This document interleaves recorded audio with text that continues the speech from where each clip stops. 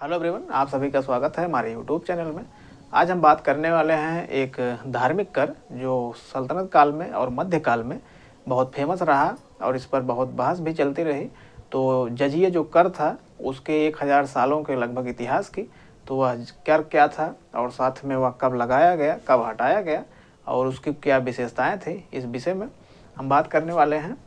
तो जजिये की सबसे पहले शुरुआत, इसका जो प्रारंभिक इतिहास है यह अब्बासी खलीफाओं के समय शुरू किया गया था, पर हमारा उससे लेना देना नहीं है।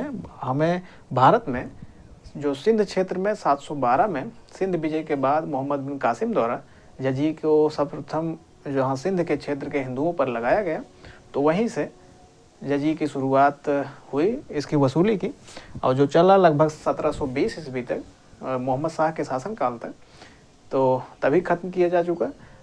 तो ये रहा उसका लगभग 1000 सालों का इसका क्रम। अब हम इसमें देखते हैं कि यह क्या था। तो जजिये जो है यह एक धार्मिक कर था।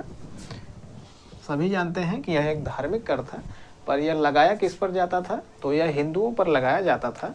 जो तुर्क शासक थे, जो मुग़ल शासक थे, उन्होंने अपने क्षेत्र में, अपने राज्य में निवास करने वाले हिंदुओं पर लगाया था। जो भी हिंदू जो इस्लाम को नहीं मानते थे उनके ऊपर, कि उन्हें इस कर को अदा करने के बाद अपने धार्मिक स्वतंत्रता का पालन कर सकते थे और साथ में सैन्य सेवाओं से उन्हें छूट मिलती थी। तो इसलिए यह कर उनके ऊपर लगाया गया हिंदुओं पर। तो इससे उन्हें धार्मिक स्वतंत्रता मिलती थी, यानी वो मंदिरों में अपनी पूजा पाठ कर सकते थे और मूर्तियों का निर्माण कर सकते थे, और साथ में जो सैन्य सेवा है उससे छूट मिल जाती थी, तो यह कर अदा करने के बाद। तो इसीलिए यह एक अमानवीय कर के रूप में माना जाता है, क्योंकि जो लोग इस कर को नहीं अदा कर सकते थे तो उन्हें इस्लाम स्वीकार करना पड़ता है। तो इसीलिए इससे इनकार नहीं किया जा सकता कि जजिये से धर्मांतरण नहीं हुआ, क्योंकि यह एक हिंदुओं को मुसलमान बनाने के साधन के रूप में भी इस्तेमाल किया गया। पूरी तरह से नहीं, पर फिर भी इसने उसको बढ़ावा ज़रूर दिया, क्योंकि जो लोग इस कर को नहीं अदा कर पाते तो उन्हें इस्लाम को स्वीकार करना पड़ता, तभी उनसे छूट मिलती थी, और नहीं तो यह देना ही पड़ता था अपनी धार्मिक स्वतंत्रता के बदले और सैन्य सेवाओं में छूट के बदले। तो ये था एक धार्मिक कर, इसलिए उन पर, हिंदुओं पर लगाया जाता था। और साथ में इसकी सबसे पहले, जैसे हमने बात की कि 712 में सिंध विजय के बाद मोहम्मद बिन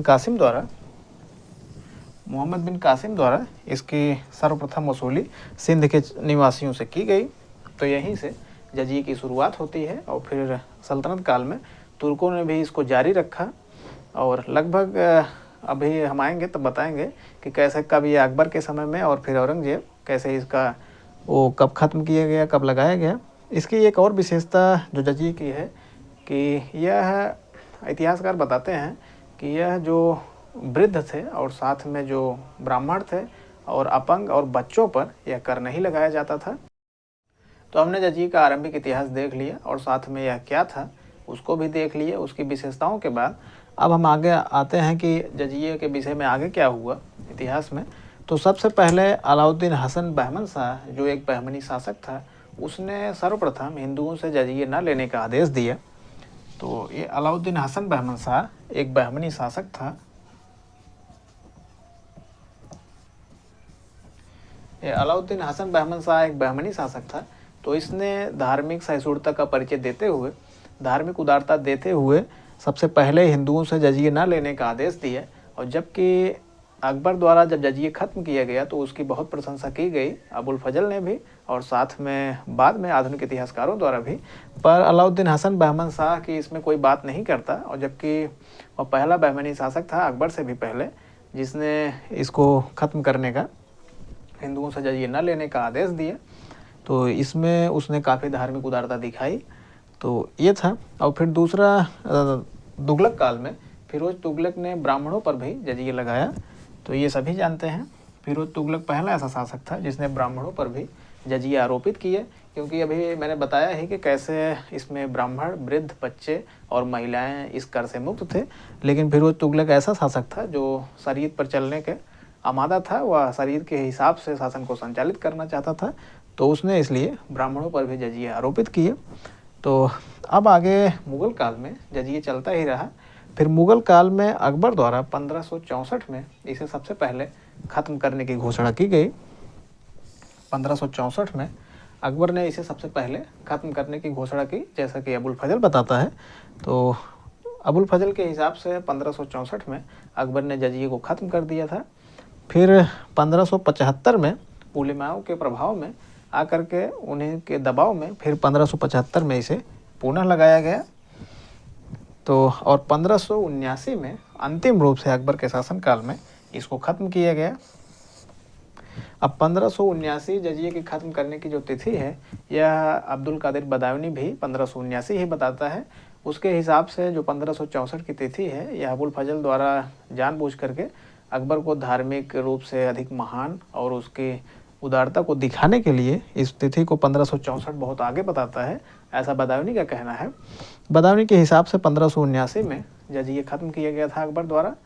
तो हमने अभी देखा कि 1579 में अकबर द्वारा जजिये अंतिम रूप से जब ख़त्म किया गया, तो उसके उत्तराधिकारियों के समय जहांगीर और शाहजहां के समय भी जजिये नहीं लगाया गया।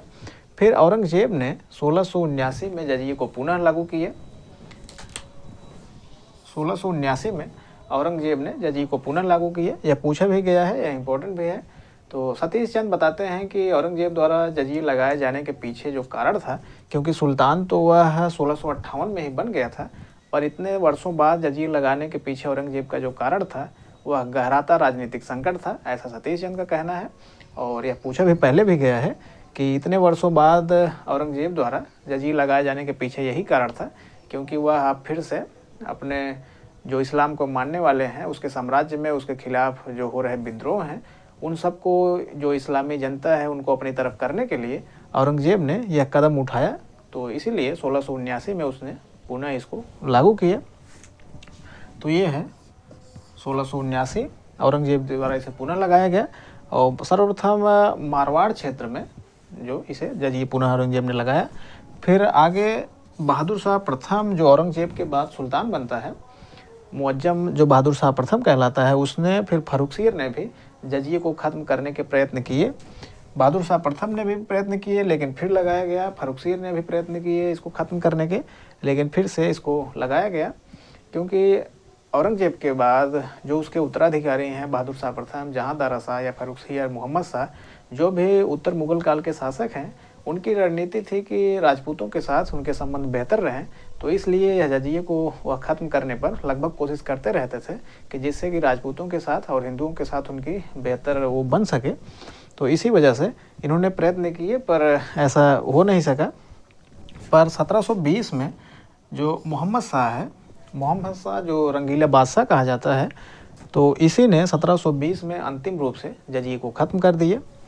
तो 1720 में मोहम्मद शाह ने अंतिम रूप से जजिये को ख़त्म कर दिए। फिर यहीं से जजिये ख़त्म हो गया। जो शुरू हुआ था 712 में मोहम्मद बिन कासिम के सिंध क्षेत्र में वसूली से, यह आकर के ख़त्म हुआ लगभग 1000 सालों में। यह पूरा चलता रहा, बीच में कुछ समय यह ख़त्म रहा, पर 1720 में अंतिम रूप से जजिये को ख़त्म किया गया। तो इस वीडियो में यही था जजिये का 1000 सालों का इतिहास। वीडियो पसंद आता है तो वीडियो को लाइक करें, चैनल को सब्सक्राइब कर लें। धन्यवाद।